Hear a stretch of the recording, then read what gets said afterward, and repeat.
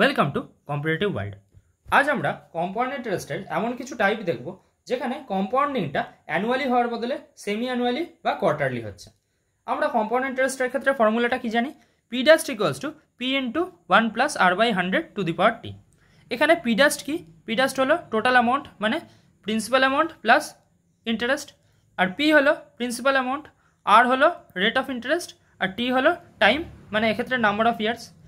এবার কম্পাউন্ডিংটা যখন অ্যানুয়ালি হওয়ার বদলে সেমি অ্যানুয়ালি হবে মানে 6 মাস অন্তর হবে, সেক্ষেত্রে ফর্মুলাটা হবে P dash equals to P into 1+r/2/100 two the power 2t। মানে রেট অফ ইন্টারেস্টটা 2 দিয়ে ডিভাইড হয়ে যাবে আর টাইমটা 2 দিয়ে ইন্টু হয়ে যাবে। কারণ সেমি অ্যানুয়াল কম্পাউন্ডিংয়ের ক্ষেত্রে যেহেতু 6 মাস অন্তর কম্পাউন্ডিং হচ্ছে, সো 1 বছরের পিরিয়ডের মধ্যে 6 মাসের পিরিয়ড আসে দুবার, সো টাইমটা 2 দিয়ে ইন্টু হয়ে যাবে।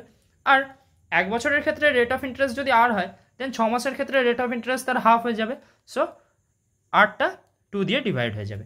একইভাবে কোয়ার্টারলি কম্পাউন্ডিংয়ের ক্ষেত্রে ফর্মুলাটা হবে P dash equals to P into 1+r/4/100 to the power 4 into টি।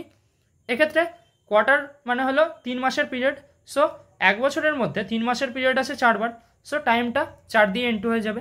আর 1 বছরের জন্য যদি ইন্টারেস্ট আর হয়, দেন একটা কোয়ার্টারের জন্য মানে 3 মাসের পিরিয়ডের জন্য রেট অফ ইন্টারেস্ট কী হবে? r/4, সো আরটা 4 দিয়ে ডিভাইড হয়ে যাবে। সো এখান থেকে আমরা যে জেনারেল ফর্মুলাটা পাই সেটা হলো P dash equals to P into 1+r/n/100 to the power T into N, যেখানে এন হলো number of compounding in a year. মানে একটা বছরে যতবার কম্পাউন্ডিং হবে টাইমটা তত দিয়ে ইন্টু হয়ে যাবে আর রেট অফ ইন্টারেস্টটা তত দিয়ে ডিভাইড হয়ে যাবে। থ্যাংক ইউ, দেখা হচ্ছে পরের ভিডিওতে।